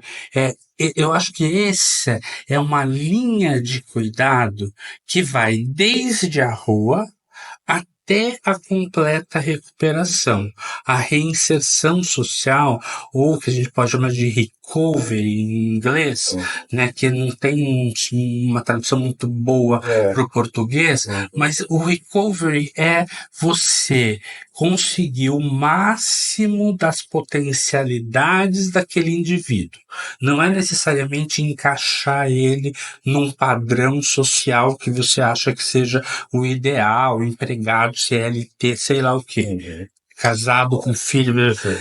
Não, é o máximo da potencialidade daquele indivíduo, né? Claro que isso vai variar de caso a caso, mas em média, qual que seria um período de internação, assim, para a pessoa que entrou até o tratamento poder ser completo? Assim, a gente fez o que dava para fazer. Olha, você precisa de no mínimo uns 30 dias para desintoxicação, né?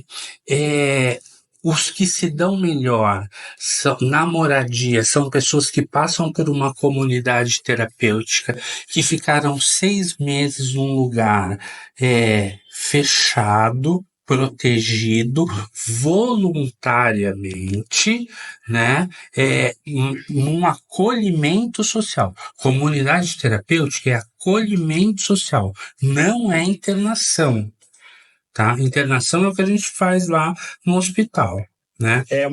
A internação seria uma etapa prévia. Etapa prévia. Então, primeiro a internação para desintoxicar, recobrar a crítica, aí ele vai para uma comunidade terapêutica voluntariamente, né? Então, assim, se a gente viu reportagens horrorosas de comunidades terapêuticas que fazem internação involuntária, isso é um absurdo, isso é contra a lei. Isso já pelo que eu estou entendendo, é errado na essência, porque Na essência. a internação involuntária seria para essa desintoxicação. Isso, não dá para fazer internação em comunidade terapêutica. Não Tá. dá, não pode.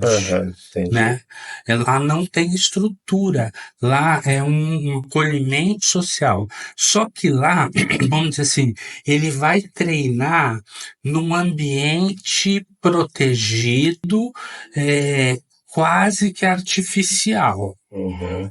Então ele não vai sair de lá pronto para a sociedade. É como se ele estivesse criando alguma musculatura Isso. para poder ter mais condições de lidar com a sociedade em Isso, geral, com a em vida geral. real. Aí de lá ele vai para uma moradia monitorada. Por que a gente chama de monitorada? Porque a gente fica de perto, né? Então assim, de perto mesmo. A gente acompanha ele no tratamento ambulatorial, a gente, se for preciso, ajuda com os remédios, se for preciso, porque às vezes eles saem da comunidade terapêutica e ele está tanto tempo na rua que ele não sabe lidar com dinheiro, por exemplo. Tem uma história assim, né, que um dos pacientes conseguiu um trabalho, foi abrir uma conta no banco, ele saiu de lá do banco com um cartão, o gerente disse para ele assim, olha, você tem aqui um crédito de R$200 no seu cartão de crédito. Né? Ele saiu e comprou um tênis de R$200 com o cartão dele, porque aí ele chegou e disse, não, o gerente falou que eu tinha um crédito. Ele não sabia o que era. Ele já está isolado da sociedade. Está isolado da sociedade, Saiu. né? Foi nessa, a gente foi aprendendo, claro. Nisso, a gente aprendeu que neste programa de moradia tem que ter um programa de educação financeira, né? Às vezes ele não pode ficar com dinheiro no começo. O próprio paciente pede se isso seja monitorado junto com ele, né? Por exemplo, tem pacientes assim, olha, eu sair daqui e ir tirar dinheiro é um fator de risco muito grande para mim, porque toda vez que eu tinha dinheiro era para usar crack. O que a gente faz? A gente tem um acompanhante terapêutico que vai com ele no banco para ele tirar dinheiro e vai pegando na mão, né? Então, assim, a gente tem modelos que funcionam, mas veja, nós estamos falando de um serviço que tem 36 camas de moradia. O que é para cada Quando a gente está falando de 3.000 pessoas ali na Cracolândia, é isso mesmo? Olha, então, por que esse modelo... Isso tem que se transformar numa política pública. E uma política pública, como o Andrés Matarazzo falou, descentralizada. Né? Não é criar um bairro de ex-dependentes, né? Porque ali você vai criar um caldeirão mais de parecido com risco. Alcoólicos Anônimos, mais próximo da moradia, mais separado. Eu acho isso. Os grupos de ajuda são assim. Eles estão espalhados, né? E super funciona, né? Assim, sou um entusiasta, assim, dos grupos de autoajuda, né? Porque uma coisa é o médico falar e etc, né? Outra coisa é você ter alguém que viveu aquilo e você pode falar. Então, tem iniciativas, né? Eu acho assim, precisa de governança, precisa de comando. Então, ó, um mês para essa desintoxicação, e aí, contando o acompanhamento, tudo, qual que seria um prazo, assim, para pensar que a pessoa entrou... Olha, são um mês, mais 6 meses, mais 6 meses. Tá, um ano, grosso modo, um ano, assim, um ano e pouquinho. Até 1 ano e meio vai para recuperar. Para você ter não é recuperar. Sim, claro. Né? Porque nós estamos falando de comportamento, quer dizer, se eu emagreci, eu sarei? Não. Não, agora eu posso engordar de novo, né? Eu preciso de uma manutenção. Mas para você ter uma mudança de comportamento mais consistente, né, o que as pesquisas mostram é que 2 anos é um período bastante importante, né? Então, assim, e para qualquer comportamento, se eu emagreci e eu me mantive magro por 2 anos, a chance de eu voltar a engordar cai drasticamente. A gente não sabe muito bem por quê, né? É um corte estatístico que é feito de 6 em 6 meses, né? Mas alguma coisa tem aí, né? E eu acho que é o tempo. Porque consolidar um novo comportamento é uma das coisas mais difíceis que tem. Quem de nós aqui, né, nunca se matriculou na academia, foi lá, comprou o tênis, comprou todas as roupas, etc. Posso confessar para você que eu já fiz isso algumas vezes, né? E estava motivado, eu não estava mentindo para ninguém, nem manipulando ninguém. Eu sem estava nenhuma substância. sem nenhuma substância, estava na minha plena consciência. Tinha vício. Só que do dia a dia, aí eu comecei, fez frio, não deu tempo, não sei o que, já não vou na academia. Né? Eu também já ouvi falar que a natureza é boa para essas questões de comunidade terapêutica e tal. Isso procede? Há alguma questão científica? Por exemplo, colocar pessoas em tratamento no meio da natureza. Porque me ocorreu isso porque São Paulo tem áreas de proteção ambiental enormes, principalmente no sul do município. Olha, geralmente as comunidades terapêuticas costumam ser fora da cidade, né? Porque você cria uma comunidade experimental, vamos dizer assim, né? Para a pessoa treinar. Então, ali na comunidade terapêutica, diferente do hospital, quando ele está lá internado no hospital na primeira fase, a hotelaria troca a roupa de cama todos os dias, a limpeza limpa o quarto dele todos os dias, a nutrição leva comida para ele todos os dias, a enfermeira entrega na mão dele o remédio todos os dias, o farmacêutico separa, quer dizer, ele está ali num ambiente mais passivo. Na comunidade terapêutica, não, ele já começa a assumir um papel social. Né? Por isso que é um acolhimento social. Lá, ele vai cuidar do próprio quarto, né? Ele já vai limpar o quarto dele, né? Aí ele vai ter grupos, né? De autoajuda também, né? E ele já vai assumindo algumas coisas, né? Assim, relacionadas ao cuidado próprio, né? Não é trabalho escravo, né? É coisas terapêuticas para o cuidado próprio, né? Sim. E aí, só para deixar uma mensagem otimista também para quem está ouvindo a gente, do ponto de vista individual, porque a Cracolândia tem esse problema que torna tudo mais complexo, que é o problema coletivo, é um monte de gente misturado com o tráfico e tudo.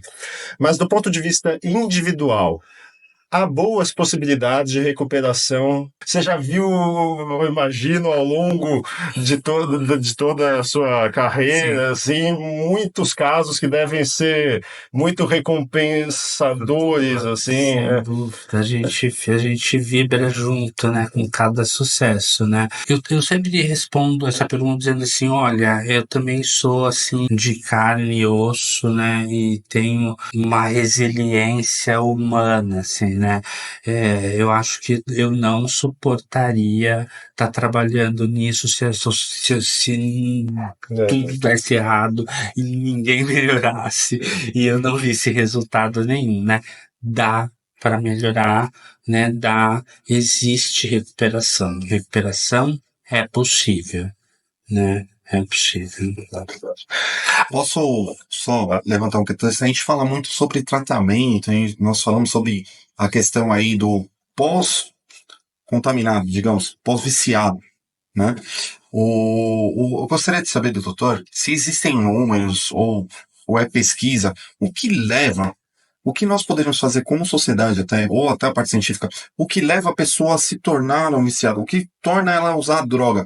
Existe algum estudo em relação a essa questão? Olha, eu acho que um dos principais fatores é acesso.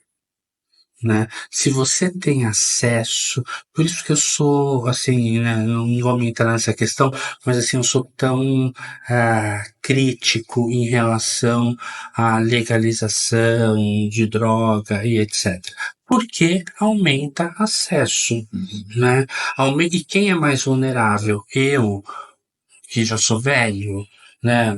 Vocês que são jovens, mas já têm a cabeça feita e etc. Não, são os adolescentes, os meninos, as meninas, pessoas que têm menos maturidade. Ainda está em formação, o mesmo cérebro, né? Também ainda não está totalmente consolidado, isso, né?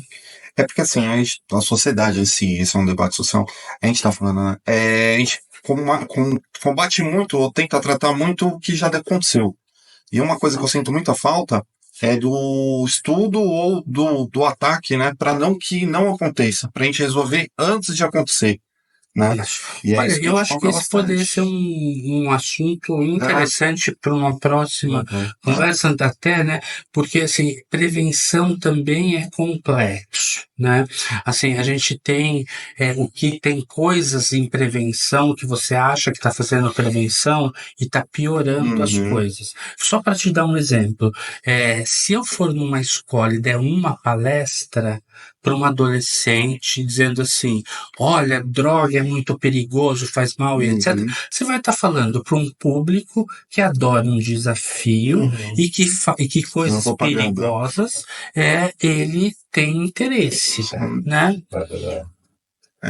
Isso não ajuda. Isso tem pesquisa que mostra isso. Eu não estou falando da minha cabeça. Eu queria agradecer muito a presença de vocês. Obrigado, viu, doutor Cláudio? Trouxe muitos esclarecimentos para a gente aqui na discussão. Obrigado também, viu, João Carlos, porque ter a perspectiva de quem vive na região, as histórias que você trouxe, assim, então eu quero de verdade agradecer muito pela presença. Imagine, eu que agradeço, Gabriel, assim, esse é um assunto que me é caro, assim, né, eu trabalho, milito nisso, assim, né, mais do que trabalho. Então é sempre um prazer, muito obrigado por ter convidado. Muito obrigado. Acredito que foi bem aproveitoso, né? Foi bem interessante a conversa. Muito obrigado. Obrigado, gente. Até o próximo episódio.